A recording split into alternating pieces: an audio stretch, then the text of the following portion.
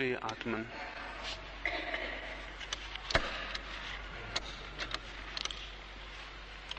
रात्रि को साधना की प्रारंभिक भूमिका कैसे बने, उस संबंध में थोड़ी सी बातें आपसे कही हैं। साधना की जो दृष्टि मेरे मन में है,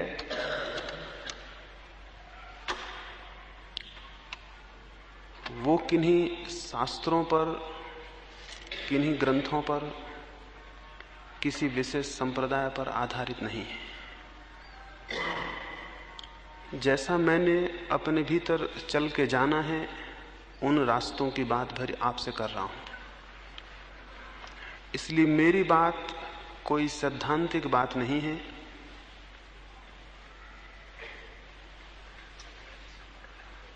उस पर जब मैं आपसे कह रहा हूं कि आप चलें और देखें, तो मुझे रत्ती भर भी ऐसा ख्याल नहीं है कि आप चलेंगे तो जो पाने की आपकी कल्पना है उसे आप नहीं पा सकेंगे।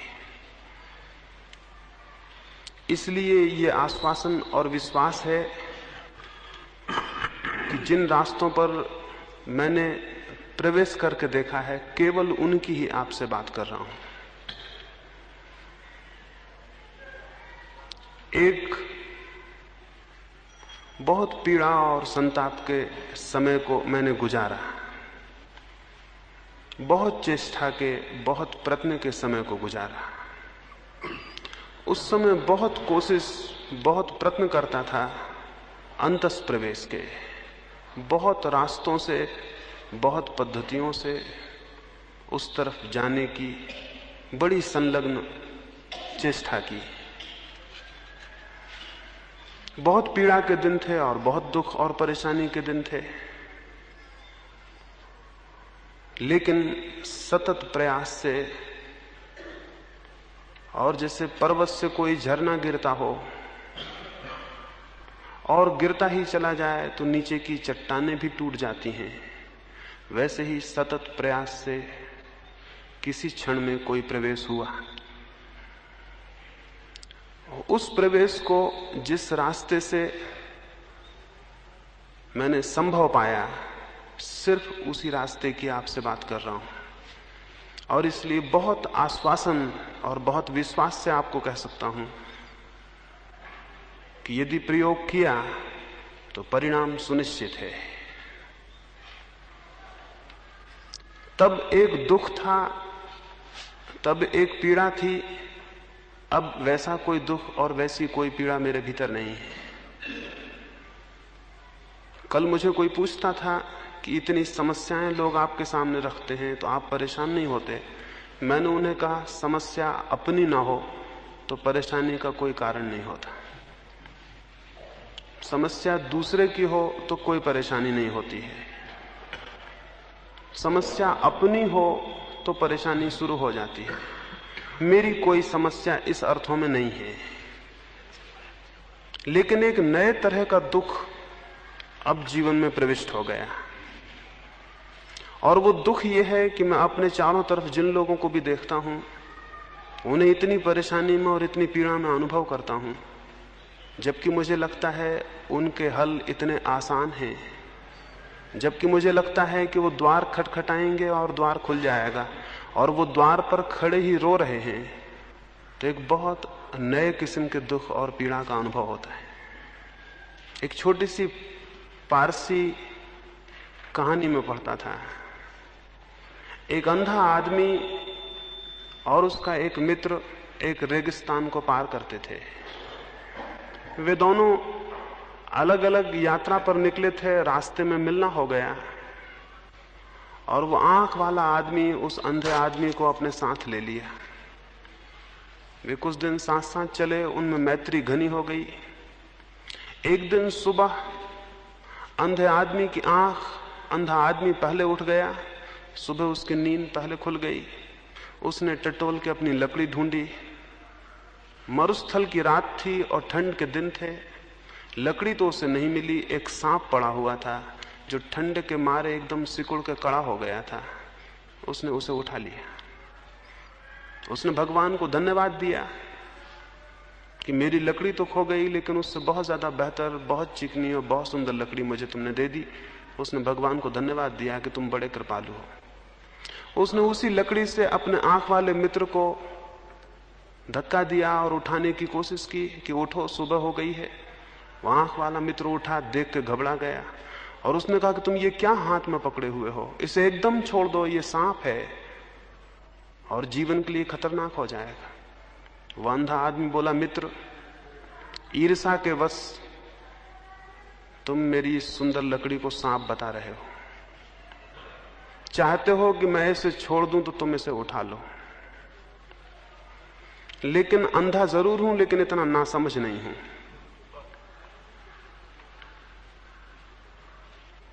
उस आंख वाले आदमी ने कहा, पागल हो गए हो, उसे एकदम छोड़ दो, वो सांप है और जीवन का खतरा है। अंधा आदमी हंसा और बोला, तुम इतने दिन मेरे साथ रहे, लेकिन ये ना समझ पाए कि मैं भी समझदार हूं। मेरी लकड़ी खो गई है और परमात्मा ने एक बहुत सुंदर लकड़ी मुझे दे दी है, तो तुम उसे सांप बता रहे हो। वह अंधा आदमी गुस्से में मित्र की इस ईर्ष्या और जलन को देख के अपने रास्ते पर चल पड़ा।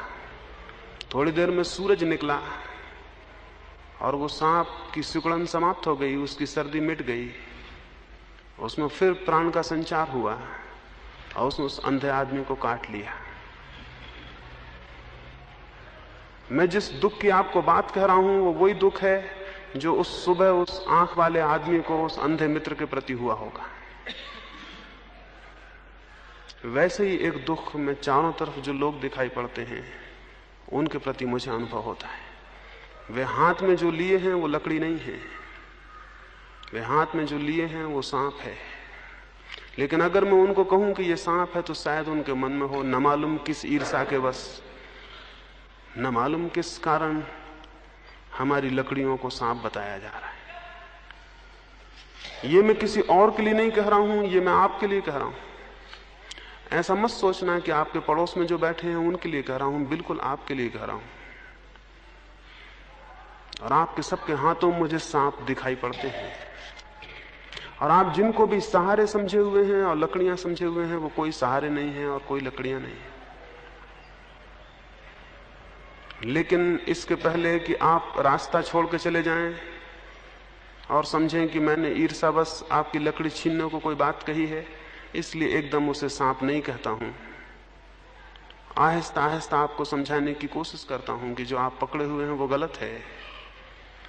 बल्कि ये भी नहीं कहता हूं कि जो पकड़े हुए हैं गलत है, यही कहता हूं कि कुछ और भी श्रेष्ठ है जो पकड़ा जा सकता है। किसी और विराट आनंद को पकड़ा जा सकता है, जीवन में किन्हीं और बड़े सत्यों को पकड़ा जा सकता है। जो आप पकड़े हैं वो आपके डुबाने का कारण हो जाएगा। जीवन भर हम जो करते हैं वही हमें डुबा देता है, सारे जीवन को नष्ट कर देता है। और जब जीवन नष्ट हो जाता है, समाप्त हो जाता है, तब हमें जो पीड़ा और परेशानी पकड़ती है, मृत्यु के क्षण में, अंतिम दिनों में जो मनुष्य को कष्ट पकड़ लेता है, जो संताप पकड़ लेता है, वो यही होता है कि एक बहुत अद्भुत जीवन को मैंने व्यर्थ खो दिया। तो आज की सुबह में सबसे पहले तो ये बात कहूं कि जिस प्यास के लिए मैंने रात को आपको कहा था वो तभी पैदा होगी आप में जब आपको ये दिखाई पड़े और ये अनुभव हो कि जिस जीवन को आप जी रहे हैं वो एकदम गलत है। उस प्यास का जन्म तभी होगा जब आप समझें कि आप जिस जीवन को जी रहे हैं वो गलत है और सार्थक नहीं है। और क्या ये बहुत कठिन बात है समझ लेना? क्या आप सोचते हैं जो आप इकट्ठा कर रहे हैं वो सच में संपत्ति है? क्या आप सोचते हैं कि जो आप इकट्ठा कर रहे हैं उससे आपको जीवन उपलब्ध होगा?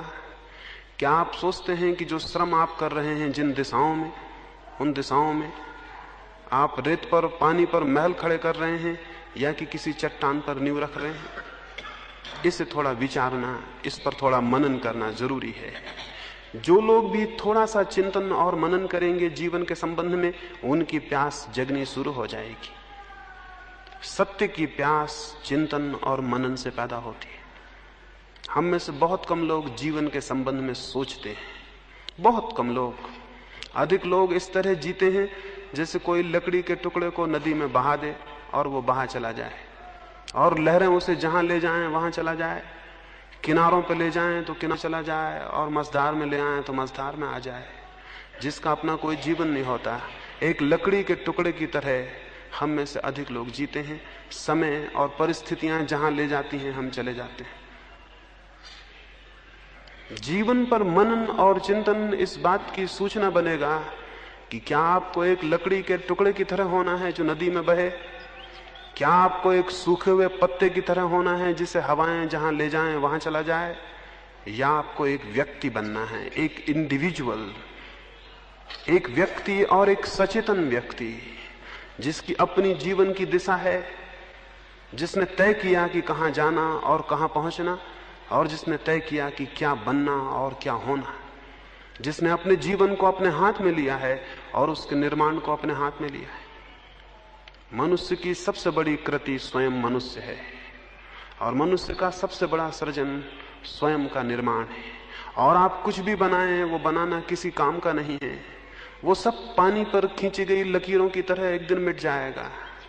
जो आप अपने भीतर निर्मित करेंगे और अपने को बनाएंगे, तो आप एक चट्टान पर, एक लोहे की चट्टान पर कुछ लिख रहे हैं जिसके कि फिर निशान कभी मिटते नहीं हैं, जो कि अमिट रूप से आपके साथ होगा।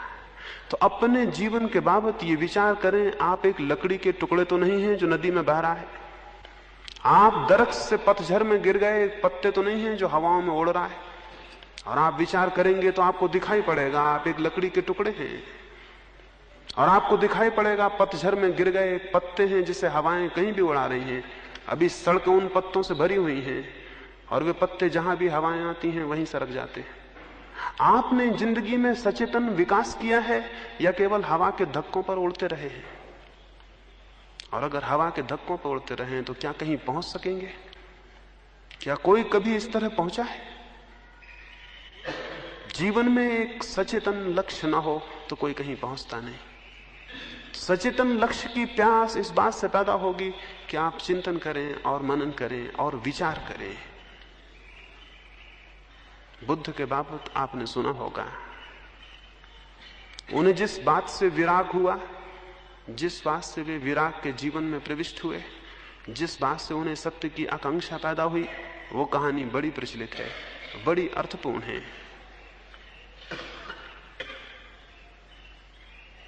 उनके माँ बाप ने बचपन में ही उनको कहा गया कि ये व्यक्ति या तो बहुत बड़ा सम्राट होगा, चक्रवर्ती होगा, या बहुत बड़ा सन्यासी होगा। उनके पिता ने सारी व्यवस्था की, उनकी सुख सुविधा की कि उन्हें कोई दुख दिखाई ही ना पड़े जिससे कि सन्यास पैदा हो। उनके पिता ने उनके लिए मकान बनवाए, उस समय की सारे कला और कौशल सहित उन्होंने सारी व्यवस्था की, बगीचों की, हर मौसम के लिए अलग भवन बनाया, और आज्ञा दी परिचारकों को कि एक कुमलाया हुआ फूल भी गौतम को दिखाई ना पड़े, सिद्धार्थ को दिखाई ना पड़े। उसे ये इस ख्याल ना आ जाए कहीं कि फूल मुरझा जाता है, कहीं मैं तो ना मुरझा जाऊंगा। तो रात उनके बगीचे से सारे कुमलाए फूल और पत्ते अलग कर दिए जाते थे। जो दरख्त थोड़े भी कमजोर हो जाते वो उखाड़ के अलग कर दिए जाते थे। उनके आसपास युवक और युवतियां इकट्ठी थीं, कोई वृद्ध नहीं प्रवेश पाता था। कहीं सिद्धार्थ को ये विचार ना उठाए कि लोग बूढ़े हो जाते हैं, कहीं मैं तो बूढ़ा ना हो जाऊंगा। जब तक वे युवा हुए उन्हें पता नहीं था कि मृत्यु भी होती है। उन तक कोई खबर मृत्यु की नहीं पहुंचाई जाती थी। उनके गांव में लोग मरते भी हैं, इससे उन्हें बिल्कुल अपरिचित रखा गया। कहीं उन्हें ये चिंतन पैदा ना हो जाए कि लोग मरते हैं तो मैं भी तो नहीं मर जाऊंगा। मैं चिंतन का मतलब समझा रहा हूं। चिंतन का मतलब यह है कि चारों तरफ जो घटित हो रहा है उस पर विचार करिए। मृत्यु घटित हो रही है तो सोचिए कि मैं तो नहीं मर जाऊंगा। बुढ़ापा घटित हो रहा है तो सोचिए कि मैं तो बूढ़ा नहीं हो जाऊंगा। चिंतन न पैदा हो जाए बुद्ध में, इसलिए उनके पिता ने सारा उपाय किया। और मैं चाहता हूं कि आप सारा उपाय करें कि चिंतन पैदा हो जाए। उन्होंने उपाय किया कि चिंतन पैदा ना हो जाए, लेकिन चिंतन पैदा हुआ। एक दिन बुद्ध गांव से निकले और राह पर उन्होंने देखा एक बूढ़ा आदमी चला आता है। उन्होंने अपने सारथी को पूछा, इस आदमी को क्या हो गया, ऐसा आदमी भी होता है? सारथी ने कहा, झूठ में कैसे बोलूं, हर आदमी अंत में ऐसे ही हो जाता है। बुद्ध ने तत्क्षण पूछा, मैं भी? उस सारथी ने कहा, भगवान झूठ में कैसे कहूं, कोई भी अपवाद नहीं है। बुद्ध ने कहा, वापस लौट चलो, मैं बूढ़ा हो गया। बुद्ध ने कहा, वापस लौट चलो, मैं बूढ़ा हो गया। अगर कल हो ही जाना है तो बात समाप्त हो गई।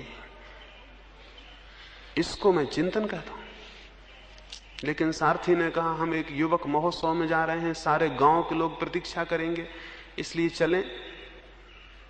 बुद्ध ने कहा, अब चलने में कोई रस न रहा। युवक महोत्सव व्यर्थ है क्योंकि बुढ़ापा आता है। लेकिन वे गए और आगे बढ़े और उन्होंने देखा एक अर्थी लिए जाते हैं लोग, कोई मर गया है। बुद्ध ने पूछा, ये क्या हुआ, ये लोग क्या करते हैं, ये कंधों पर किस चीज को लिए हैं? सारथी ने कहा, कैसे कहूं, आज्ञा नहीं, लेकिन असत्य न बोल सकूंगा। यह आदमी मर गया, एक आदमी मर गया है, उसे लोग लिए जाते हैं। बुद्ध ने पूछा, मरना क्या है? और उन्हें पहली दफा पता चला एक दिन जीवन की सरिता सूख जाती है और आदमी मर जाता है। बुद्ध ने कहा, बिल्कुल वापस लौट चलो, मैं मर गया। यह आदमी नहीं मरा, मैं मर गया। इसको मैं चिंतन कहता हूं। वह आदमी चिंतन और मनन में समर्थ हुआ है, जिसने दूसरे पे जो घटा है उससे समझा और जाना है कि वो उस पर भी घटित होगा।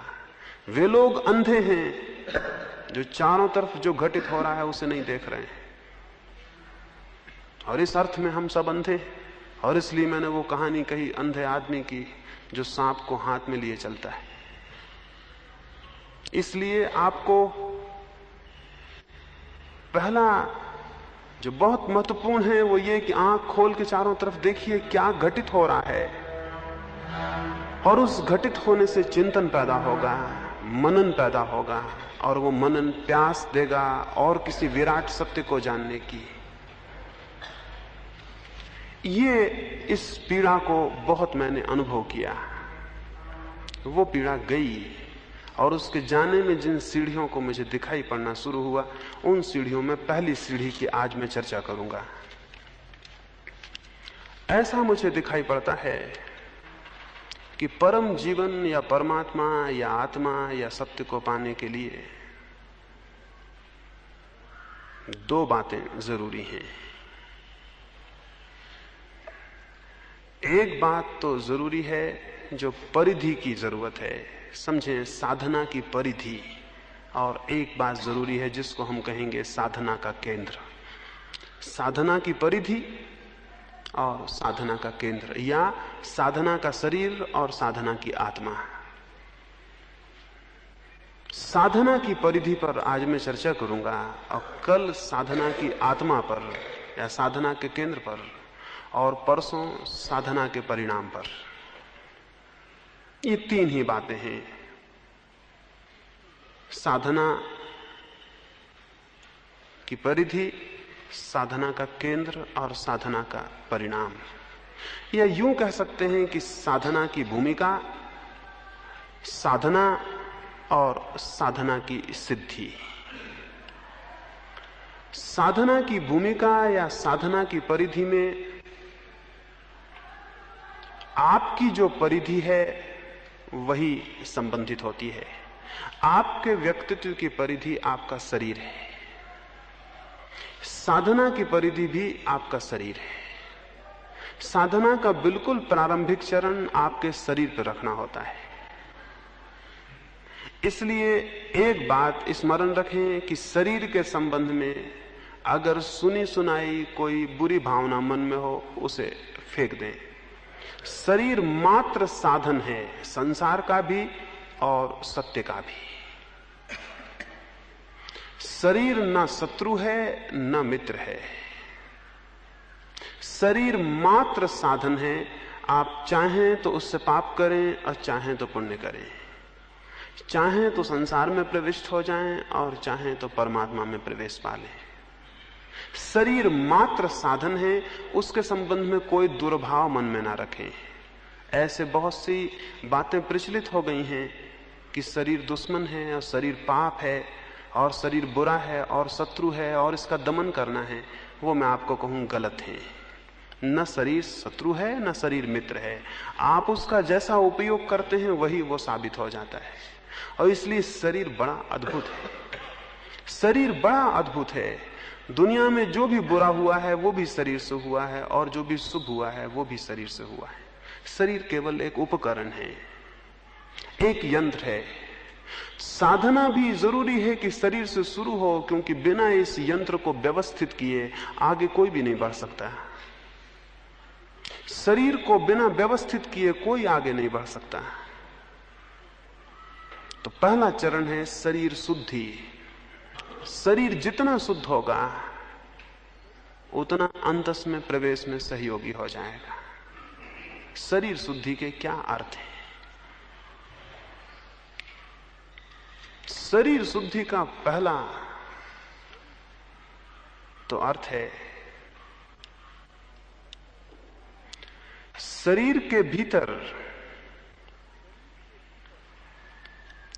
शरीर के संस्थान में, शरीर के यंत्र में कोई भी रुकावट, कोई भी ग्रंथि, कोई भी कॉम्प्लेक्स ना हो, तब शरीर शुद्ध होता है। समझे शरीर में कैसे कॉम्प्लेक्स और ग्रंथियां पैदा होती हैं।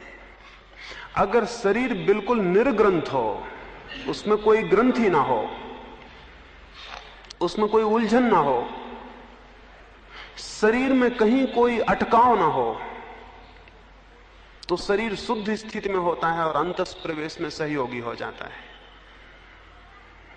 अगर आप बहुत क्रुद्ध होंगे, क्रोध करेंगे और क्रोध को प्रकट ना कर पाएंगे, तो उस क्रोध की जो ऊष्मा और गर्मी पैदा होगी वो शरीर के किसी अंग में ग्रंथि पैदा कर देगी। आपने देखा होगा क्रोध में हिस्टीरिया आ सकता है, क्रोध में कोई बीमारी आ सकती है, भय में कोई बीमारी आ सकती है। अभी जो सारे प्रयोग चलते हैं स्वास्थ्य के ऊपर, उनसे ज्ञात होता है कि 100 बीमारियों में कोई 50 बीमारियां शरीर में नहीं होती, मन में होती हैं, लेकिन मन की बीमारियां शरीर में ग्रंथि पैदा कर देती हैं। और शरीर में अगर ग्रंथियां पैदा हो जाएं, शरीर में अगर गांठें पैदा हो जाएं, तो शरीर का संस्थान जकड़ जाता है और अशुद्ध हो जाता है। तो शरीर शुद्धि के लिए सारे योग ने, सारे धर्मों ने बड़े अद्भुत और क्रांतिकारी प्रयोग किए हैं, और उन प्रयोगों को थोड़ा समझना जरूरी है। और अगर अपने शरीर पर आप करते हैं तो आप थोड़े ही दिनों में हैरान हो जाएंगे, ये शरीर तो बड़ी अद्भुत जगह है, बड़ी अद्भुत बात है। और तब ये आपको शत्रु ना मालूम होगा, बल्कि मंदिर मालूम होगा जिसके भीतर परमात्मा विराजमान है। तब ये दुश्मन नहीं मालूम होगा, ये बड़ा साथी मालूम होगा, और आप इसके प्रति अनुग्रहित होंगे, क्योंकि शरीर आपका नहीं है, पदार्थ से बना है। आप भिन्न हैं और शरीर भिन्न है, फिर भी आप इसका अद्भुत उपयोग कर सकते हैं। और तब आप शरीर के प्रति बड़ा ग्रेटिट्यूड, बड़ी कृतज्ञता अनुभव करेंगे कि शरीर इतना साथ दे रहा है। तो शरीर में ग्रंथियां पैदा ना हो, ये शरीर शुद्धि के लिए पहला चरण है। पर शरीर में हमारे बहुत ग्रंथियां हैं। अब जैसे मैं आपको कहूं, अभी कुछ दिन हुए एक व्यक्ति मेरे पास आए, वे मुझसे बोले कि मैं बहुत दिन से कुछ किसी धर्म की साधना करता हूं, मन बड़ा शांत हो गया है। मैंने उनसे कहा कि मुझे आपका मन शांत दिखाई नहीं पड़ता। वे बोले आप कैसे कह सकते हैं? मैंने उनसे कहा कि जितनी देर से आप आए हैं आपके दोनों पैर इतने हिल रहे हैं, वो दोनों पैरों को बैठे हैं और जोर से हिला रहे हैं। मैंने उनसे कहा यह असंभव है कि मन शांत हो, पैर इस भांति हिले। शरीर में जो भी कंपन है वे मन के कंपन से पैदा होते हैं। मन का कंपन जितना कम होने लगता है, शरीर उतना स्थिर मालूम होने लगेगा। ये बुद्ध और महावीर की मूर्तियां जो बिल्कुल पत्थर जैसी मालूम होती हैं, ये आदमी भी बैठे होते तो भी ऐसे ही मालूम होते थे। ये मूर्तियां ही पत्थर जैसी नहीं मालूम होती। इन आदमियों को भी आपने देखा होता तो ये बिल्कुल पत्थर जैसे मालूम होते। हमने इनकी पत्थर की मूर्तियां व्यर्थ ही नहीं बनाई, उसके पीछे कारण था, ये बिल्कुल पत्थर जैसे मालूम होने लगे थे। इनके भीतर कंपन विलीन हो गए थे, या कि कंपन सार्थक थे, जब उनकी जरूरत थी होते थे, अन्यथा वो विलीन थे। आप जब पैर हिला रहे हैं तो आपके भीतर अशांति से जो एनर्जी पैदा हो रही है, जो शक्ति पैदा हो रही है, उसे निकालने का कोई रास्ता ना पाके पैर में कंपित होकर वो निकल रही है। जब एक आदमी क्रोध में होता है, उसके दांत भिज जाते हैं और मुट्ठियां बन जाती हैं, क्यों? उसकी आंखों में खून उतर आता है, क्यों? आखिर मुट्ठियां बंधने से क्या प्रयोजन?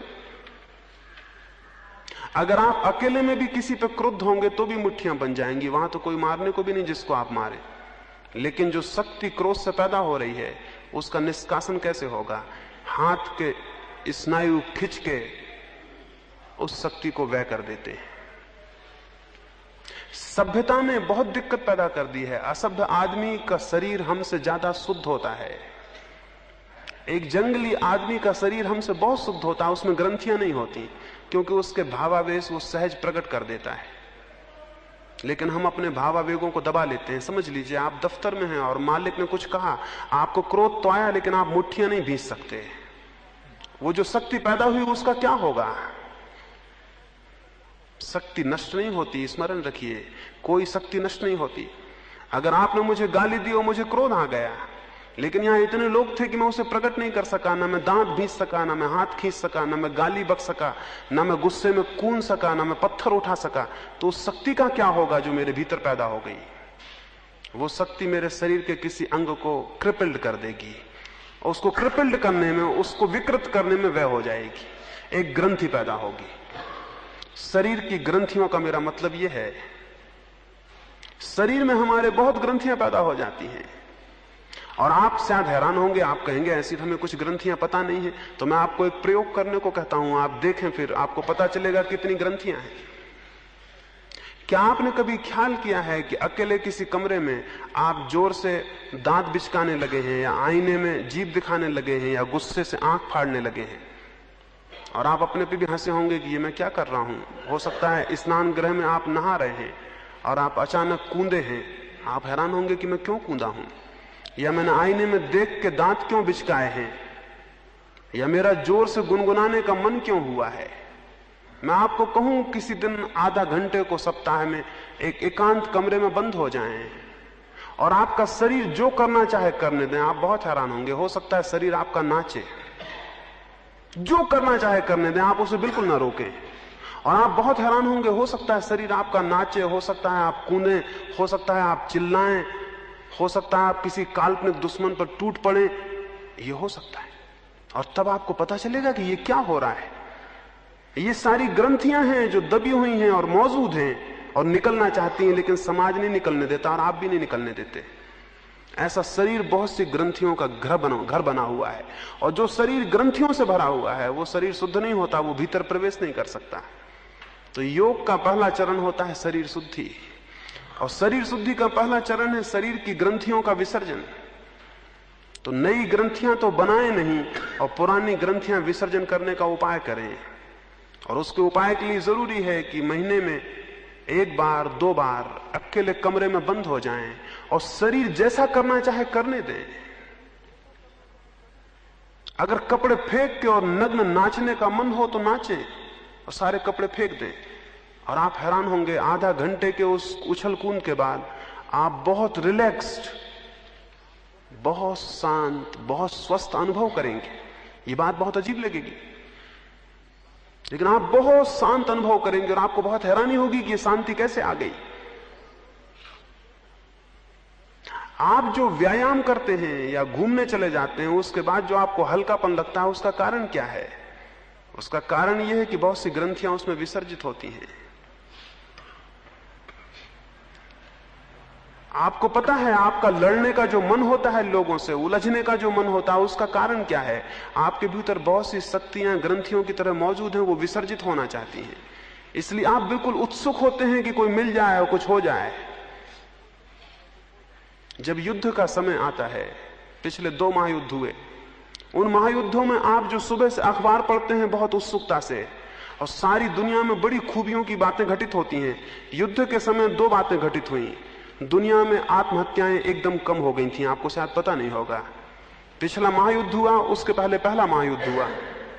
मनोवैज्ञानिक बहुत हैरान हुए कि आत्महत्याएं कम क्यों हो गई, एकदम आत्महत्याएं कम हो गई। जब तक युद्ध चला आत्महत्याएं नहीं हुई, सारी दुनिया में उनका अनुपात एकदम गिर गया। इसका कारण क्या था?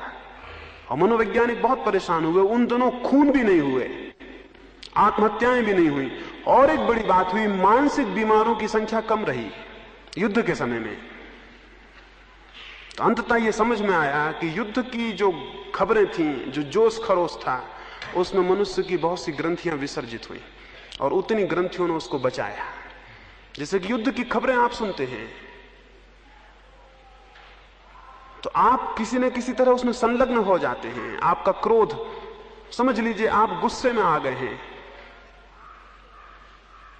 अगर आप हिटलर के प्रति गुस्से में आ गए हैं तो लोग हिटलर की मूर्ति बना के जला देंगे, नारे लगाएंगे, चिल्लाएंगे, घर में बैठ के हिटलर को गालियां देंगे। काल्पनिक दुश्मन हिटलर तो मौजूद नहीं है आपके सामने, और उसमें आपके बहुत सी ग्रंथियां विसर्जित होंगी, और उसका परिणाम यह होगा कि आपको मानसिक स्वास्थ्य मिलेगा। इसलिए आप हैरान होंगे, हम चाहते हैं कि युद्ध ना हो, लेकिन भीतर से हमारा कोई मन चाहता है कि युद्ध हो। युद्ध के वक्त लोग काफी खुश नजर आते हैं, हालांकि खतरा बहुत उपद्रव का होता है, लेकिन लोग खुश नजर आते हैं। अभी हिंदुस्तान पे चीन का हमला हुआ, आप में एकदम से जो शक्ति का संचार हुआ था, आप समझते हैं उसका कारण क्या था? उसका कारण था आपकी बहुत सी ग्रंथियां जो शरीर में बंधी थी, वो उस गुस्से में निकली और आप हल्के हुए। और जब तक दुनिया में ऐसे लोग हैं जिनके शरीर अशुद्ध हैं, तब तक युद्ध से नहीं बचा जा सकता। युद्ध तब समाप्त होंगे जब लोगों के शरीर इतने शुद्ध होंगे कि उनके पास कोई ग्रंथियां युद्ध में विसर्जित करने को नहीं होंगी। आपको मैं ये कह रहा हूं, ये बहुत अजीब सा लगेगा, लेकिन जब तक लोगों के शरीर शुद्ध स्थिति में नहीं है, दुनिया से युद्ध बंद नहीं हो सकते, कोई कितनी कोशिश करे। युद्ध का मजा रहेगा।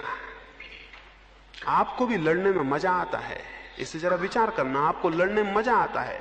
वो लड़ाई चाहे किसी तल की हो, चाहे श्वेतांबर दिगंबर जैन से लड़ता हो, और चाहे हिंदू मुसलमान से लड़ता हो, वो लड़ाई का कोई तल हो, आप हैरान होंगे। आप देखते हैं कि एक एक छोटा धर्म बनता है, उसमें 20-20 संप्रदाय बन जाते हैं, फिर एक एक संप्रदाय में छोटे छोटे संप्रदाय बन जाते हैं। क्या कारण है? लोगों के शरीर अशुद्ध हैं और ग्रंथियों से भरे हैं, और उनको लड़ने के लिए कोई भी बहाना चाहिए। वो कोई छोटा सा बहाना लेंगे और लड़ेंगे, और लड़ने से उनको राहत मिलेगी, उनको हल्कापन आएगा। तो शरीर शुद्धि प्राथमिक चरण है साधना का। तो आपके लिए मैं 2 बातें कहता हूं। पुरानी जो ग्रंथियां हैं उनको विसर्जित करने का तो उपाय यह है कि आप एकांत में बिल्कुल जंगली हो जाएं, छोड़ दें सारा ख्याल, कमरा बंद कर लें, और एक एक सारी परतें जो आपने जबरदस्ती अपने ऊपर लाद रखी हैं वो सब छोड़ दें, और फिर होने दें शरीर क्या करता है उसे देखें आप।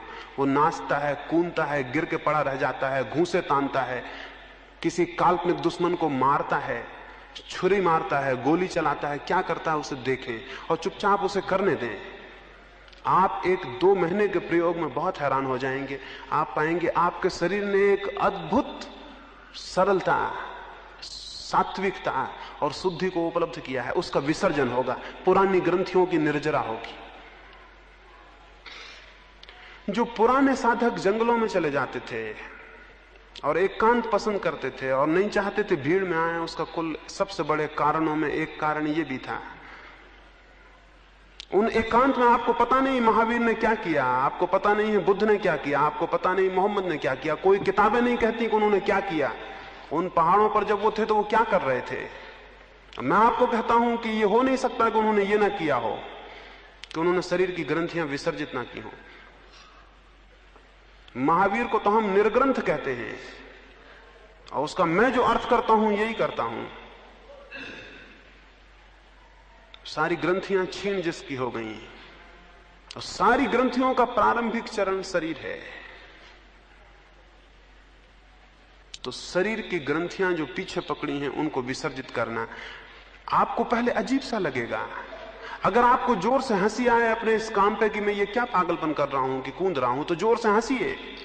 अगर आपको खूब रोना आए तो जोर से रोइए। आप बहुत हैरान होंगे, अगर आपको भी मैं यहां कह दूं कि आप बिल्कुल छोड़ दें अपना ख्याल, तो आप में से कई लोग रोने लगेंगे और कई लोग जोर से हंसने लगेंगे। कभी कोई रुदन जो आना चाहा होगा वो भीतर दबा रह गया है, वो निकलेगा। और कभी कोई हंसी जो फूट पड़नी चाहिए थी लेकिन रोक ली गई है, वो कहीं ग्रंथि बन के रुकी हुई है, वो भी निकलेगी। बहुत एब्सर्ड मालूम होगा कि ये क्या हो रहा है, लेकिन ये होगा। इसका एकांत में प्रयोग करें तो शरीर शुद्धि के लिए जो पुराने हमारे ऊपर ग्रंथियां हैं वो हल्की होंगी। दूसरी बात, नई ग्रंथियां ना बने, इसका प्रयोग करें। ये तो पुरानी ग्रंथियों के विसर्जन के लिए मैंने कहा। नई ग्रंथियां हम रोज बनाए चले जा रहे हैं। आपको मैंने कोई एक अपशब्द कह दिया और आपको क्रोध उठा, लेकिन सभ्यता और शिष्टता आपको उस क्रोध को प्रकट नहीं करने देगी। एक शक्ति का पुंज आपके भीतर घूमेगा, वो कहां जाएगा? वो किन्हीं नसों को सिकोड़ के इर्छा तिरछा करके बैठ जाएगा। इसलिए क्रोधी आदमी के चेहरे में, आंखों में, और शांत आदमी के चेहरे में और आंखों में फर्क होता है, क्योंकि वहां किसी क्रोध के वेग ने किसी चीज को विकृत नहीं किया है। और शरीर तब अपने परिपूर्ण सौंदर्य को उपलब्ध होता है जब उसमें कोई ग्रंथियां नहीं होती। यानी शरीर के सौंदर्य का कोई और मतलब ही नहीं है। आंखें तब बड़ी सुंदर हो जाती हैं, तब कुरूप से कुरूप शरीर भी सुंदर दिखने लगता है। गांधी का शरीर कुरूप था जब वे युवा थे, लेकिन जैसे जैसे वे बूढ़े होते गए उनमें एक अभिनव सौंदर्य आया जो बहुत अद्भुत था। वो सौंदर्य शरीर का नहीं था, वो ग्रंथियों के क्षीण होने का था। उसे कम लोग पहचाने और समझे होंगे। गांधी कुरूप थे, इसमें कोई शक नहीं है। गांधी का शरीर किसी भी सौंदर्य के मापदंड से सुंदर नहीं था। और अगर आप उनके पुराने चित्र देखेंगे तो बचपन उनका कुरूप है, जवानी उनकी कुरूप है, लेकिन जैसे जैसे वे बूढ़े होते हैं वे कुछ सुंदर होते जाते हैं। बुढ़ापे में तो आदमी और असुंदर होता है, और वे सुंदर होते जा रहे हैं। और अगर जीवन का ठीक विकास हो तो जवानी उतनी सुंदर नहीं होती जितना बुढ़ापा होता है, क्योंकि जवानी में बड़े वेग होते हैं, बुढ़ापा बड़ा निरावेग हो जाता है। अगर ठीक से विकास हो तो बुढ़ापा सुंदरतम क्षण है जीवन का, क्योंकि उस वक्त सारे वेग क्षीण हो जाते हैं और सारी ग्रंथियां विलीन होनी चाहिए अगर ठीक विकास हो। इसलिए अगर आप ख्याल करेंगे, कैसे ये हमारी विकृति इकट्ठी होती है शरीर के वेग की। मैंने आपको अपमानजनक शब्द कहा, आप में क्रोध उठा, एक शक्ति पैदा हुई, और शक्ति नष्ट नहीं होती, कोई शक्ति नष्ट नहीं होती। अब उसका कोई उपयोग होना चाहिए। अगर उसका उपयोग नहीं होगा तो वो आपको विकृत करके नष्ट हो जाएगी। तो उपयोग करिए। कैसे उपयोग करिएगा? अगर समझ लीजिए आपको क्रोध आ रहा है और आप दफ्तर में बैठे हुए हैं और आपको बहुत जोर से क्रोध आया है और आप उसको प्रकट नहीं कर सकते, आप एक काम करिए, उस शक्ति को जो पैदा हुई है एक क्रिएटिव ट्रांसफॉर्मेशन करिए उसका। अपने दोनों पैरों को जोर से सिकोड़िए। वो पैर किसी को दिखाई नहीं पड़ रहे हैं, आप उन दोनों पैरों की सारी मसल्स को जोर से सिकोड़िए, जितना सिकोड़ सके स्टिफ करिए, पूरा खींचते जाइए। जब आपकी बिल्कुल सामर्थ्य के बाहर हो जाए खींचना, तब उनको एकदम से रिलैक्स कर दीजिए। आप हैरान होंगे, क्रोध निष्कासित हो गया है और आपकी पैर की मसल सुंदर हो जाएंगी, व्यायाम भी हो गया। वो जो क्रोध का वेग उठा था उसने कुछ विकृत नहीं किया, बल्कि आपके पैर को सुंदर करके चला गया। तो आपके शरीर के जो अंग कमजोर हों उनको क्रोध के माध्यम से सुंदर कर लीजिए, स्वस्थ कर लीजिए, क्योंकि वो जो एनर्जी पैदा हुई है उसका क्रिएटिव, उसका सृजनात्मक उपयोग हो जाएगा। अगर आपके हाथ कमजोर हैं, आप दोनों हाथों को जोर से भींचिए, उस सारी शक्ति जो क्रोध की पैदा हुई है उन हाथों में लगेगी। अगर आपका पेट कमजोर है तो सारी पेट की आंतों को अंदर सिकोड़िए और उस क्रोध की शक्ति को भाव में कल्पित करिए कि वो जाके पेट की सारी नसों को सिकोड़ने में व्यय हो रही है। और आप हैरान होंगे, आप एक 2 मिनट बाद पाएंगे कि क्रोध विलीन है और शक्ति उपयुक्त हो गई है, शक्ति का प्रयोग हो गया। शक्ति हमेशा तटस्थ है, यानी क्रोध की जो शक्ति पैदा हो रही है वो बुरी नहीं है, उसका क्रोध की तरह उपयोग बुरा है। उसका दूसरा उपयोग करिए, और जो उसका दूसरा उपयोग नहीं करेगा वो शक्ति तो काम करेगी। वो शक्ति तो बिना काम के नहीं जाने वाली है, वो शक्ति तो काम करेगी ही। अगर हम उसका उपयोग सीख लेंगे तो वो हमारे जीवन को क्रांति दे देगी। तो पुरानी ग्रंथियों की निर्जरा और नई ग्रंथियों का सृजनात्मक उपयोग शरीर शुद्धि के लिए दो प्राथमिक चरण हैं। ये बहुत महत्वपूर्ण है। सारे योग के आसन मूलतः शरीर के सृजनात्मक उपयोग के लिए हैं। प्राणायाम शरीर की शक्तियों का सृजनात्मक उपयोग करने के लिए है। जो व्यक्ति अपने शरीर की शक्तियों का सृजनात्मक उपयोग नहीं करेगा, वे शक्तियां जो कि वरदान हो सकती थीं उसके लिए अभिशाप हो जाएंगी। हम सब अपनी ही शक्तियों से पीड़ित हैं। अगर आप समझें, हम सब अपनी ही शक्तियों से पीड़ित हैं। यानी हमारा दुर्भाग्य है कि हमारे पास शक्तियां हैं। जीसस क्राइस्ट के जीवन में एक उल्लेख है। वो एक गांव से निकले, उन्होंने एक आदमी को एक छत पर जोर से गालियां बकते, अश्लील बातें बकते हुए देखा। वे सीढ़ियां चढ़ते उसके पास गए और उन्होंने उससे कहा कि मेरे मित्र, ये तुम क्या कर रहे हो और अपने जीवन को इस अश्लील बकवास में क्यों खर्च कर रहे हो? प्रतीत होता है तुमने शराब पी ली है। उस आदमी ने आंख खोली, उसने ईसा को पहचाना। उसने उठ के ईसा के हाथ जोड़े और उसने कहा कि मेरे प्रभु, मैं तो बिल्कुल बीमार था, मैं तो बिल्कुल मरणासन्न था। तुमने अपने आशीर्वाद से मुझे ठीक कर दिया था, क्या तुम भूल गए? और अब मैं परिपूर्ण स्वस्थ हूं, लेकिन इस स्वास्थ्य का क्या करूं? तो शराब पी लेते हैं। ईसा बहुत हैरान हुए। उसने कहा कि अब मैं परिपूर्ण स्वस्थ हूं, इस स्वास्थ्य का क्या करूं? तो अब शराब पी लेते हैं, जो बनता है वो करते। ईसा बहुत दुखी नीचे उतरे। वो गांव में अंदर गए तो एक आदमी को उन्होंने एक वेश्या के पीछे भागते हुए देखा, तो उन्होंने उसे रोका। उन्होंने कहा कि मित्र, अपनी आंखों का ये क्या उपयोग कर रहे हो? उसने ईसा को पहचाना और उसने कहा, आप भूल गए, मैं तो अंधा था, आपने हाथ रख के मेरी आंखें एक दफा ठीक कर दी थी, अब इन आंखों का क्या करूं? ईसा बहुत दुखी मन उस गांव से वापस लौटते थे। एक आदमी गांव के बाहर छाती पीट कर रो रहा था। ईसा ने उसके सिर पर हाथ रखा और कहा कि क्यों रो रहे हो? जीवन में बहुत आनंद है, जीवन रोने के लिए नहीं। उसने ईसा को पहचाना। उसने कहा, अरे भूल गए, मैं मर गया था और कब्र में लोग मुझे ले जा रहे थे, तुमने अपने जादू से मुझे जिंदा कर दिया था। अब इस जीवन का मैं क्या करूं? ये कहानी बिल्कुल काल्पनिक को झूठी सी मालूम होती है, लेकिन हम क्या कर रहे हैं? हम इस जीवन का क्या कर रहे हैं? हमारे पास जीवन में जो भी शक्तियां मिली हैं, उन सब से हम स्वयं अपना डिस्ट्रक्शन, उनसे हम स्वयं अपना विनाश कर रहे हैं।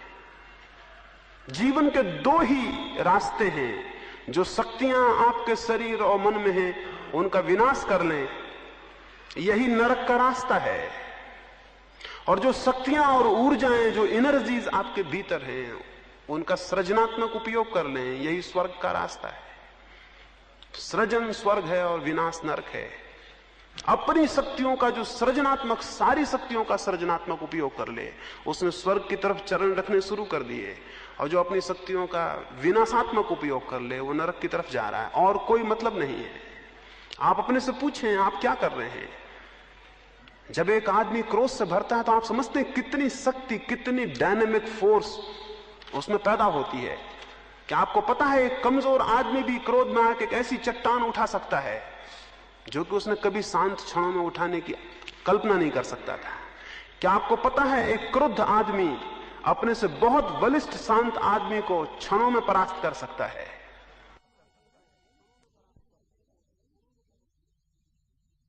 एक दफा जापान में ऐसा हुआ। वहां एक वर्ग होता है समुराई, वहां के क्षत्रिय हैं। वो, उनका धंधा तलवार है और जीवन मरना वही उनका शौक है। एक समुराई बहुत बड़ा सैनिक था, बहुत बड़ा सेनापति था। उसकी पत्नी से उसके घर में जो नौकर था उसका प्रेम हो गया। वहां यह रिवाज था कि अगर किसी की पत्नी से किसी का प्रेम हो जाए तो वो उसके लिए एक द्वंद्व युद्ध के लिए ललकारे। तो दो में से एक मर जाएंगे, जो शेष रहेगा वो पत्नी से उससे विवाह हो जाएगा या वो पत्नी उसकी होगी।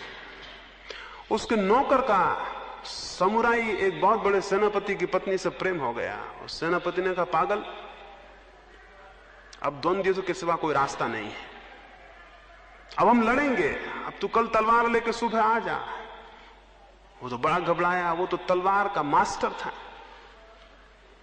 वो तो अद्भुत कुशल आदमी था जो मालिक था। ये बेचारा नौकर घर में झाड़ू बुहारी लगाता था, ये क्या तलवार ले, इसने कभी तलवार छुई नहीं थी। इसने उससे कहा कि मैं कैसे तलवार उठाऊंगा, लेकिन उसने कहा इसके सिवाय कोई रास्ता नहीं है, रास्ता यही है कि तुम कल तलवार लेके आ जाओ। वो घर गया, उसने रात भर सोचा, इसके सिवाय कोई रास्ता ही नहीं था। उसने सुबह तलवार उठाई, उसने कभी इसके पहले जिंदगी में तलवार नहीं उठाई थी। उसने सुबह तलवार उठाई, वो तलवार लेके पहुंचा। लोग देख के दंग रह गए, वो तो जैसे आग का अंगारा था जब वो तलवार लेके वहां पहुंचा। वो सेनापति थोड़ा घबराया और उसने पूछा कि तुम तलवार उठाना भी जानते हो? वो बिल्कुल गलत ही पकड़े हुए था। उसने कहा कोई सवाल नहीं, अब मरना ही है, और मरना ही है तो मारने की कोशिश करेंगे। तो मरना तय है, अब एक मारने की कोशिश करेंगे। और वो बड़ा अजीब द्वंद्व युद्ध हुआ। उसमें सेनापति मारा गया और वो नौकर जीता। उसमें इस वजह से कि मरना ही है और कोई रास्ता नहीं है, अद्भुत ऊर्जा और शक्ति पैदा हुई। वो तलवार चलाना बिल्कुल नहीं जानता था। उसने बिल्कुल ही गलत वार किए, बिल्कुल ही गलत, जो कि उसके ही विपरीत थे। लेकिन उसके वार देख के, उसके क्रोध को और उसकी स्थिति को देख के सेनापति पीछे हटने लगा। उसकी सारी कुशलता व्यर्थ हो गई, क्योंकि वो बिल्कुल शांत लड़ रहा था। उससे कोई खास बात नहीं थी। उसके लिए लड़ाई बिल्कुल साधारण सी बात थी। वो पीछे हटने लगा और उस ऊर्जा में उसकी मृत्यु हुई। उसे मरना पड़ा और वो आदमी जीता जो कि बिल्कुल ही नासमझ था, जो उस कला को भी नहीं जानता था। क्रोध में या ऐसे किसी भी वेग में आपके भीतर बहुत शक्ति उत्पन्न होती है। आपके सारे कण, आपके शरीर में जितने लिविंग सेल्स हैं, जितने जीवित कोष्ठ हैं, वो सब के सब अपनी शक्ति का दान करते हैं। और आपके शरीर में बहुत से संरक्षित कोष हैं शक्ति के, वे हमेशा सुरक्षा के लिए सेफ्टी मेजर्स हैं। वे सामान्यतः काम में नहीं आते। अगर आपको हम कहें दौड़िए प्रतियोगिता में, आप कितने ही तेज दौड़िए, आप उतने तेज कभी नहीं दौड़ सकते जितना एक आदमी आपके पीछे बंदूक लेके लगा हो, तब आप दौड़ेंगे। तो सवाल यह है कि आप अपनी चेष्टा से बहुत दौड़े प्रतियोगिता में, लेकिन आप उतने कभी नहीं दौड़ सकते जब एक आदमी बंदूक लेके लगा। उस वक्त जो सेफ्टी मेजर्स हैं आपके भीतर, आपके शरीर में जो ग्रंथियां शक्ति को रखे हुए हैं जरूरत के लिए, वे अपनी शक्ति को खून में छोड़ देती हैं। उस वक्त आपका शरीर बड़ी शक्ति से आप्लावित हो जाता है। अगर उस शक्ति का उपयोग सृजनात्मक ना हो तो वो शक्ति आपको ही खंडित करेगी और आपको ही तोड़ देगी। इस दुनिया में अशक्त लोग पाप नहीं करते, शक्तिशाली लोग पाप करते हैं, और मजबूरी में उनकी शक्ति उन्हें पाप करवाती है। इस दुनिया में अशक्त लोग बुरे काम नहीं करते। इस दुनिया में शक्तिशाली लोग बुरे काम करने को मजबूर हो जाते हैं, क्योंकि शक्ति का सृजनात्मक उपयोग उन्हें पता नहीं है। इसलिए जितने अपराधी हैं, जितने पापी हैं, उन्हें आप शक्ति का स्रोत समझिए, और अगर उन्हें संपर्क मिल जाए तो उनकी सारी शक्तियां अद्भुत रूप से परिवर्तित हो जाती हैं। इसलिए आपको पता होगा, धार्मिक इतिहास में ऐसे सैकड़ों उदाहरण हैं जबकि पापी क्षण भर में पुण्यात्मा हो गए हैं।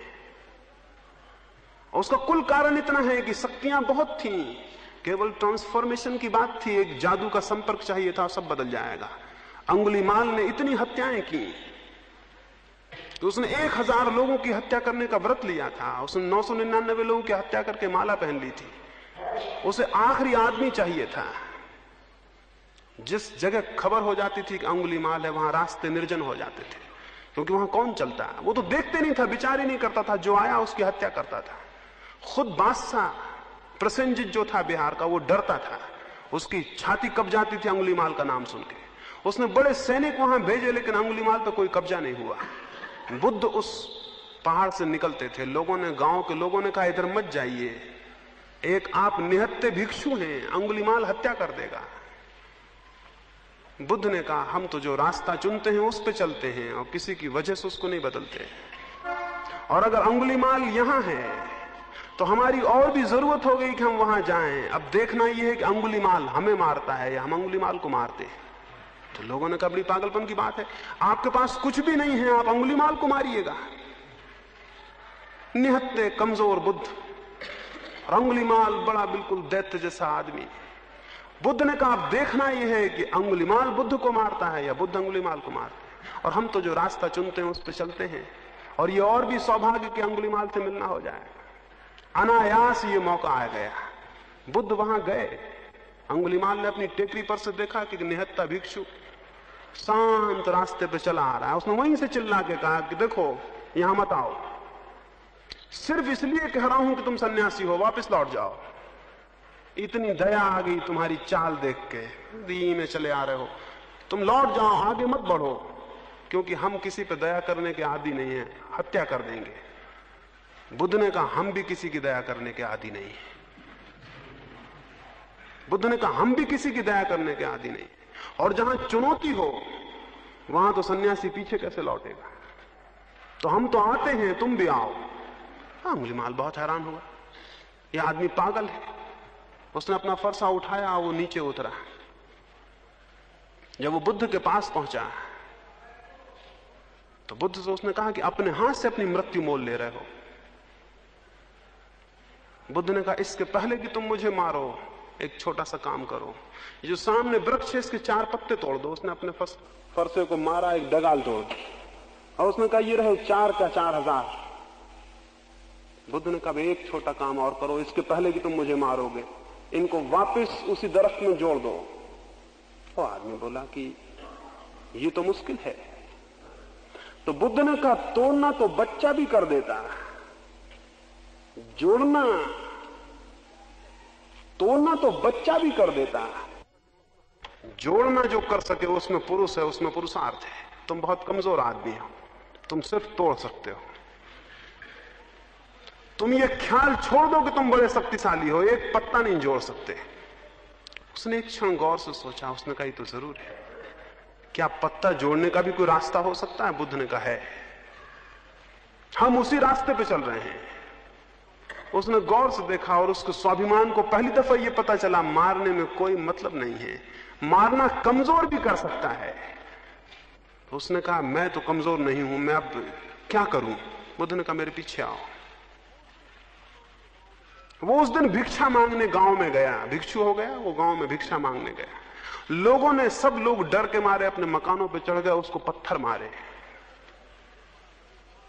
वो नीचे गिर पड़ा, लहू लुहान, उस पर पत्थर पड़ रहे हैं। बुद्ध उस किनारे से आए और उससे कहा अंगुलीमाल, ब्राह्मण अंगुलीमाल उठो, आज तुमने पुरुषार्थ को सिद्ध कर दिया।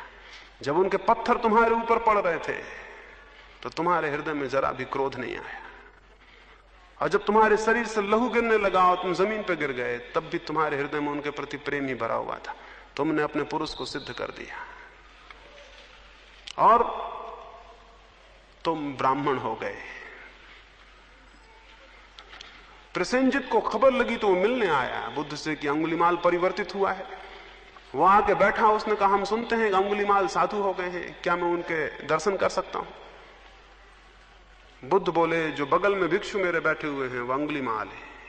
प्रसेनजित ने सुना उसके हाथ पर कब गए, नाम तो पुराना था और डर वही था उस आदमी का। अंगुलीमाल ने कहा मत डरो।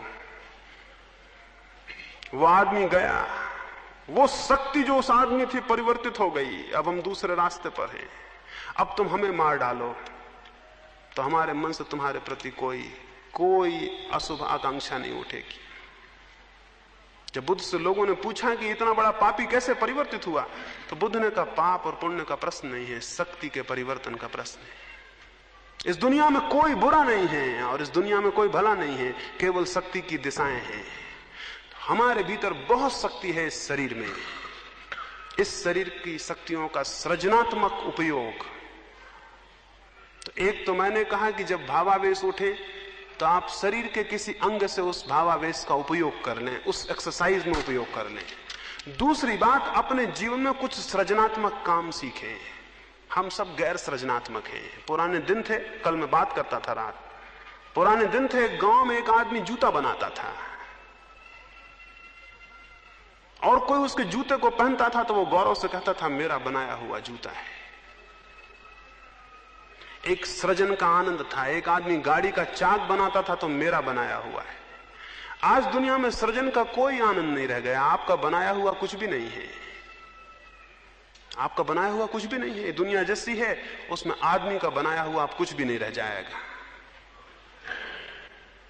उसका परिणाम यह हुआ है कि जो सृजनात्मक आनंद था आपका, वो विलीन हो गया है।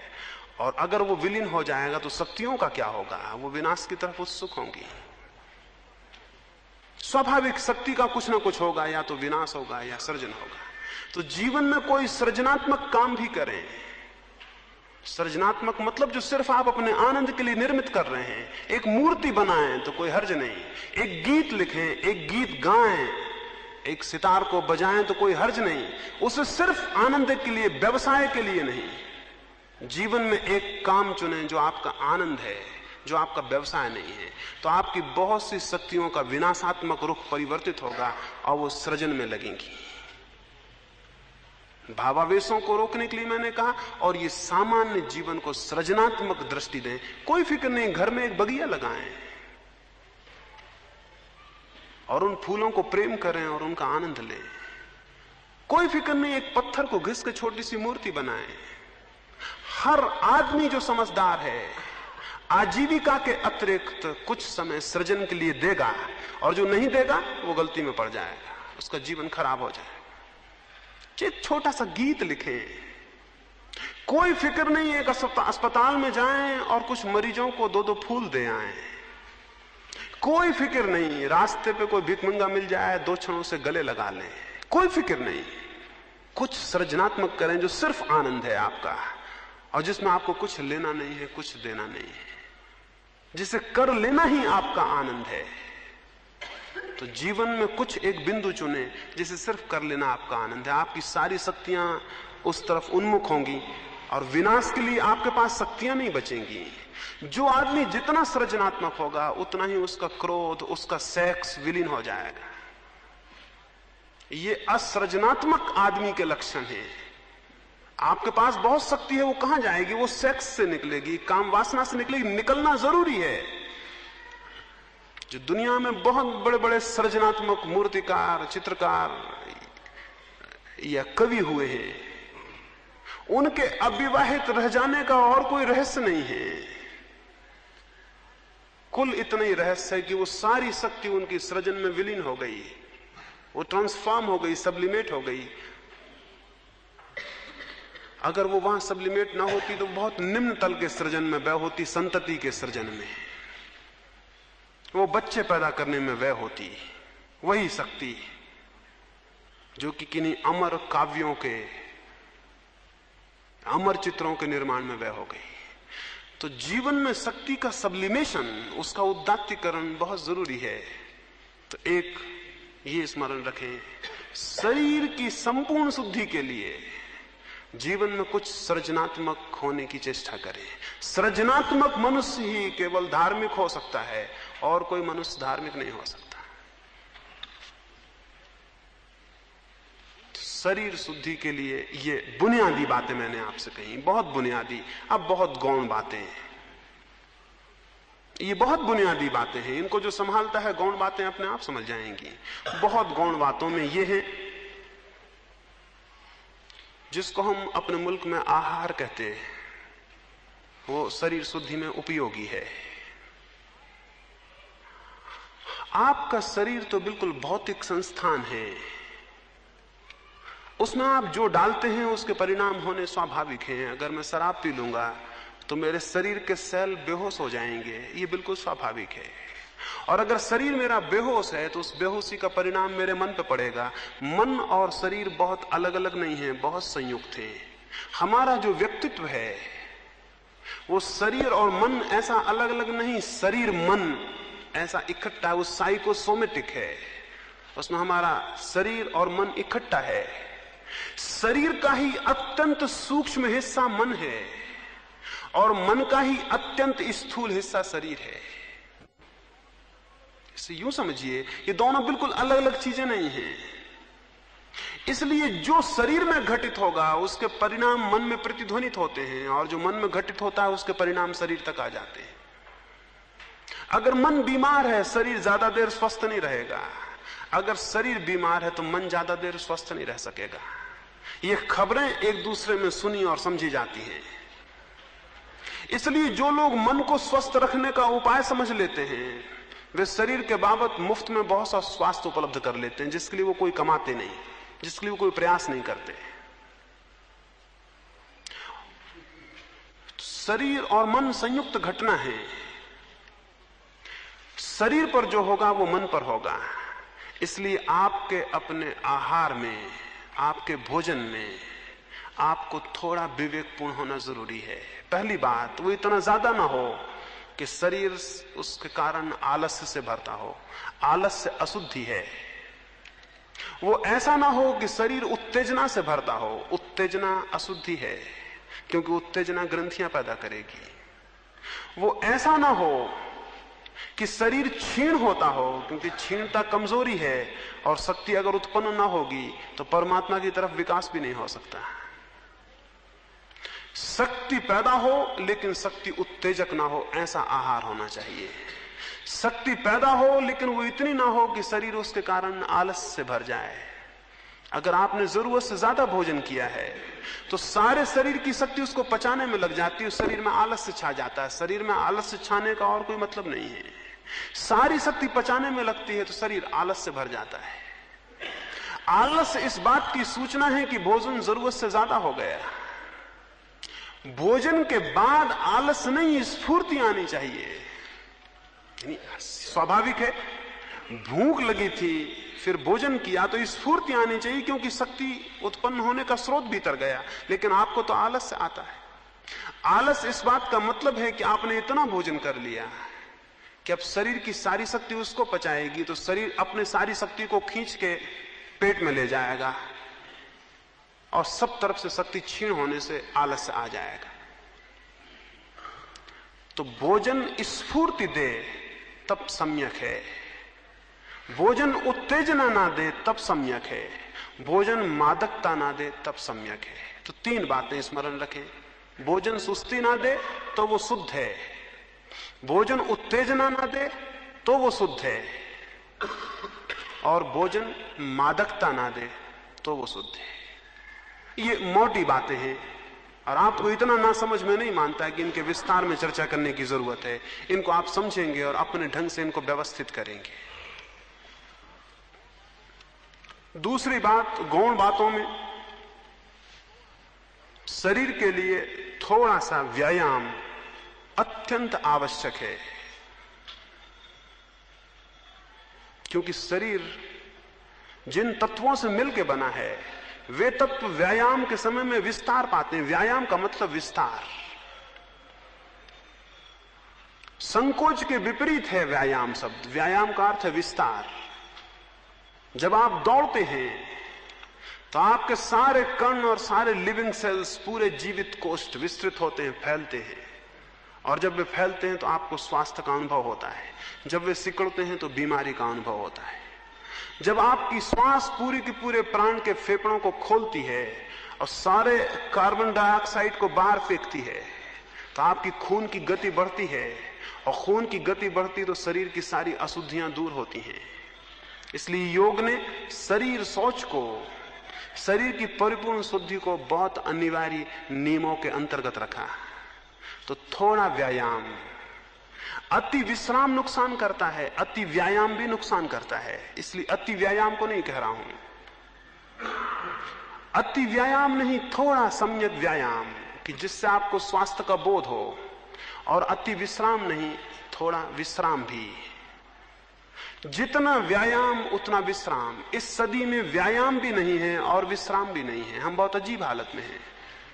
आप व्यायाम तो करते नहीं, आप विश्राम भी नहीं करते। जिसको आप विश्राम कहते हैं वो विश्राम नहीं है। आप पड़े हैं, करवटें बदल रहे हैं, वो विश्राम नहीं है। एक गहरी प्रगाढ़ निद्रा जिसमें कि सारा शरीर सो जाए और उसके सारे काम का जो भी बोझ और भार उस पर पड़ा है वो सब विलीन हो जाए। क्या आपने कभी ख्याल किया, अगर आप सुबह बहुत अस्वस्थ उठे हैं और तबीयत ताजी नहीं है तो आपका व्यवहार स्वस्थ नहीं होता। अगर आपको नींद अच्छी नहीं हुई और सुबह एक भिखारी आपसे भीख मांगने आया है, बहुत असंभव है कि आप उसे भीख दे सके। और अगर आप रात बहुत गहरी नींद सोए हैं और किसी ने हाथ बढ़ाए तो बहुत असंभव है कि आप अपने हाथ को देने से रोक सके। इसलिए भिखारी सुबह आपके घर मांगने आते हैं, शाम को नहीं आते, क्योंकि सुबह संभावना मिलने की है, शाम को कोई संभावना नहीं। ये बहुत मनोवैज्ञानिक है। भिखारी यूं ही नहीं सुबह आपके घर आ रहा है, शाम को नहीं आना है, शाम को कोई मतलब नहीं। शाम को आप इतने थके और शरीर इतना गलत हालत में होगा कि आप शायद ही किसी को कुछ दे सकें, इसलिए वो सुबह आता है। अभी सूरज उग रहा है, आप नहाए होंगे, किसी ने घर में प्रार्थना की होगी, वो बाहर आके बैठा है, अभी इनकार करना बहुत मुश्किल होगा। शरीर को ठीक विश्राम मिले तो आपका व्यवहार बदलता है, इसलिए हमने आहार और विहार को संयुक्त माना है हमेशा से। जैसा आहार होगा,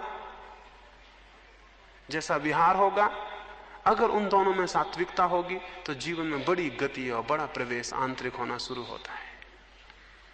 स्वास्थ्य की एक भूमिका बहुत जरूरी है और उसके लिए सम्यक आहार, सम्यक व्यायाम और सम्यक विश्राम, इनको आप बुनियादी हिस्से माने। विश्राम भी करने के लिए कुछ समझ चाहिए, जैसा व्यायाम करने के लिए कुछ समझ चाहिए। विश्राम करने के लिए समझ चाहिए, शरीर को छोड़ने की समझ चाहिए। वो हम रात्रि को जब ध्यान करेंगे तो उससे आपको समझ में आएगा कि उस ध्यान के बाद अगर आप विश्राम करते हैं तो विश्राम वास्तविक होगा। हो सकता है यहां कुछ मित्र हों जो शारीरिक रूप से बहुत व्यायाम न कर सकते हों, न जा सकते हों, जंगल और पहाड़ न चढ़ सकते हों। उनके लिए मैं एक दूसरा प्रयोग कहता हूं। वे केवल 15 मिनट को सुबह उठ के स्नान करने के बाद एकांत कमरे में लेट जाएं, आंख बंद कर लें और कल्पना करें कि मैं पहाड़ियां चढ़ रहा हूं और दौड़ रहा हूं। सिर्फ कल्पना करें, कुछ ना करें। वृद्ध हैं, वे नहीं जा सकते हैं, या ऐसी जगह है कि वहां घूमने नहीं जा सकते हैं। एकांत कमरे में लेट जाएं, आंख बंद कर लें और कल्पना करें कि मैं जा रहा हूं, एक पहाड़ चढ़ रहा हूं और दौड़ रहा हूं। धूप तेज है और मैं भागा चला जा रहा हूं, मेरी श्वास जोर से बढ़ रही, और आप हैरान होंगे आपकी श्वास बढ़ने लगेगी और आपकी इमेजिनेशन, आपकी कल्पना जितनी प्रगाढ़ होती जाएगी, आप 15 मिनट में पाएंगे कि जो घूमने का फायदा था वो मिल गया है। आप 15 मिनट बाद बिल्कुल ताजे व्यायाम करके उठाएंगे। जरूरी नहीं है कि आप व्यायाम करने जाएं, शरीर के अणुओं को पता चलना चाहिए कि व्यायाम हो रहा है तो वे तैयार हो जाते हैं, यानी वे उसी स्थिति में आ जाते हैं जिस स्थिति में वस्तुतः आप चले होते तब आते हैं। वे उसी स्थिति में आ जाते हैं। क्या आपने कभी ख्याल नहीं किया, स्वप्न में घबरा गए हो तो उठने के बाद भी हृदय कपता रहता है? क्यों? स्वप्न की घबराहट तो बड़ी झूठी थी, लेकिन हृदय क्यों कप रहा है? जागने पे भी क्यों कप रहा है? हृदय तो कब गया। हृदय को बिल्कुल पता नहीं है कि ये स्वप्न में घटना घटी कि सच में घटना घटी। हृदय को तो पता है कि घटना घटी, बस। तो अगर आप इमेजिनेशन में भी व्यायाम करते हैं तो फायदा उतना ही हो जाता है जितना कि वस्तुतः व्यायाम करिए, कोई भेद नहीं पड़ता। इसलिए जो बहुत समझदार थे इस मामले में, उन्होंने बड़ी अद्भुत तरकीबें निकालनी थी। अगर उन्हें आप एक जेल में भी बंद कर दें तो उनके स्वास्थ्य को कोई नुकसान नहीं पड़ेगा, क्योंकि वो 15 मिनट विश्राम करके और व्यायाम कर लेंगे। इसको भी देखें, जो नहीं जा सकते हैं, नहीं जाने की स्थितियों में हैं, वो इसका प्रयोग करें। और निद्रा के लिए रात्रि का जो ध्यान है उसके बाद निद्रा करें। शरीर ऐसे शुद्ध होगा, और शरीर शुद्ध होगा तो शरीर की शुद्धि भी अपने आप में एक अद्भुत आनंद है, और उस आनंद में फिर और अंतस प्रवेश होता है। ये पहला चरण हुआ। दूसरे 2 चरण हैं भूमिका के, विचार शुद्धि और भाव शुद्धि, उनकी मैं बात करूंगा। 3 चरण होंगे परिधि के, शरीर शुद्धि, विचार शुद्धि, भाव शुद्धि, और 3 चरण होंगे केंद्र के, शरीर शून्यता, विचार शून्यता और भाव शून्यता। ये 6 चरण जब पूरे होते हैं तो समाधि घटित होती है। तो उनकी हम क्रमशः इन 3 दिनों में बात करेंगे। ये बात काफी होगी, इस पर आप विचार करेंगे, समझेंगे और इसका प्रयोग करेंगे, क्योंकि मैं जो कुछ कह रहा हूं वो सब प्रयोग करने की बात है। प्रयोग करेंगे तो ही उसका अर्थ खुलेगा, अन्यथा मेरी बातचीत से उसका कोई अर्थ नहीं खुलता। अब हम सुबह का ध्यान करेंगे और फिर विदा होंगे। सुबह के ध्यान के लिए थोड़ी सी बात आपको कह दूं। सुबह के ध्यान का पहला चरण तो वही होगा जिसको हमने रात्रि में संकल्प कहा। 5 बार हम संकल्प की स्थिति करेंगे। उसके बाद जब संकल्प हम कर चुके होंगे 2 मिनट तक धीमी सांस लेकर बैठे रहेंगे। उसके बाद हम भावना करेंगे, पहले संकल्प, फिर भावना और फिर ध्यान, ऐसे 3 चरण होंगे सुबह के लिए। संकल्प रात्रि को जैसा मैंने कहा वैसा, श्वास को पूरा गहरा अंदर ले जाएंगे। जब श्वास अंदर जाने लगेगी तब मन में ये भाव करेंगे कि मैं संकल्प करता हूं कि मेरा ध्यान में प्रवेश होकर रहेगा, मैं ध्यान में प्रविष्ट होऊंगा। इस भाव को करते रहेंगे जब श्वास अंदर जाएगी और पूरे फेफड़ों में भरेगी। पूरी भर लेनी है जितनी आपसे बन सके। फिर उसे 1 सेकंड 2 सेकंड जितनी देर आप रोक सकें रोके रखना है। जब श्वास को आप ले जाते हैं पूरा ले जाएं, फिर उसे थोड़ी देर रोकें। जिन्हें योग ने पूरक, कुंभक और रेचक कहा है वही प्रक्रिया है। श्वास को पूरा अंदर ले जाएं, फिर उसे रोकें और इस पूरे वक्त संकल्प करते रहें, मन में वही संकल्प गूंजता रहे। फिर पूरी श्वास को बाहर फेंकें, मन में वही संकल्प गूंजता रहे। फिर थोड़ा रुकें और मन में वही संकल्प गूंजता रहे। इस भांति आपके पूरे अंतश्चेतन मन तक, अंतःकरण तक ये संकल्प प्रविष्ट हो जाएगा। आपके पूरे व्यक्तित्व को पता चल जाएगा कि निर्णय हुआ है कि ध्यान में प्रवेश करना है, तो आपको पूरे व्यक्तित्व का सहयोग मिलेगा। अन्यथा आप ऊपर ही घूमते रहेंगे, उससे कोई अंतर नहीं पड़ेगा बहुत। तो पहले तो संकल्प, फिर भावना। संकल्प के बाद भावना, जो मैंने कल आपको कही, आशा, आनंद, विश्वास, वो 2 मिनट तक करेंगे। 2 मिनट तक अपने सारे शरीर को अनुभव करेंगे कि आप बहुत स्वास्थ्य से भरे हुए हैं, बहुत आनंद का अनुभव कर रहे हैं, सारे शरीर के कण कण प्रफुल्ल हो गए हैं और बड़ी आशा की स्थिति है, कुछ होगा। संकल्प, फिर ये भावना कि मेरे चारों तरफ अत्यंत शांति है, मेरे भीतर अत्यंत आनंद है, मेरे भीतर अत्यंत आशा है और मेरे शरीर का कण कण उन्मुख है और उत्सुक है और प्रफुल्ल है। इसको भाव करेंगे। उसके बाद फिर सुबह का ध्यान करेंगे। सुबह के ध्यान में रीढ़ को सीधा रखना है, बिना हिले डुले आराम से बैठ जाना है, सारे शरीर के कंपन को छोड़ देना है, रीढ़ को सीधा कर लेना है, आंख को बंद कर लेना है। फिर धीमी श्वास लेनी है, बहुत आहिस्ता श्वास लेनी है और आहिस्ता ही श्वास छोड़ देनी है। श्वास को देखना है भीतर, आंख बंद किए श्वास को देखते रहना, वो भीतर गई और बाहर गई। श्वास को देखने के 2 उपाय हैं। एक तो है एब्डोमेन पर देखना, जहां पेट ऊपर नीचा होता है, और दूसरा है नाक के पास जहां श्वास छूती है वहां देखना। जिसको जहां सुविधाजनक मालूम पड़े वहां देखे। अधिक लोगों को सुविधाजनक पड़ेगा कि वे नाक के पास देखें। श्वास अंदर प्रविष्ट होगी, नाक को लगती है, फिर निकलेगी, फिर लगती है, उसी स्थान को आप देखें कि श्वास लगी, अंदर गई, श्वास गई, बाहर गई। जो लोग पीछे प्रयोग किए हैं नाभि का, उनको नाभि का सुविधाजनक मालूम पड़ता हो, वो नाभि के पास देखें कि पेट ऊपर उठा, नीचे गिरा। जहां जिसको ठीक लगे वहां उस प्रयोग को कर ले। सिर्फ 10 मिनट तक श्वास को देखता रहे। तो अब हम बैठे सुबह के प्रयोग